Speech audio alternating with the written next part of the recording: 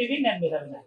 నేనంతా కేటీఆర్ టూర్లో పదే పదే ఆదిలాబాద్ ఎమ్మెల్యే అంశంలో మాట్లాడారు. పాయల శంకర్ ముఖ్యమంత్రితో ఎలా ఉన్నారో ప్రత్యక్షంగా మీరే చూస్తున్నారని చెప్పి అసలు విషయం ఏంటి, మనతో పాటు ఆదిలాబాద్ ఎమ్మెల్యే గారు మాట్లాడారు.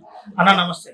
ఏంటన్న దోస్తీ చేస్తున్నారు, ఒక రకంగా పచ్చిగా చెప్పాలంటే జోకుతున్నారని కేటీఆర్ అంటున్నారు. ముఖ్యమంత్రి నిజమా? ఏంది అసలు? 10 ఏళ్ళు ఈ రాష్ట్రంలో మంత్రిగా పనిచేసినటువంటి కేటీఆర్కు కనీసం కొంత అవగాహన ఉండాలి.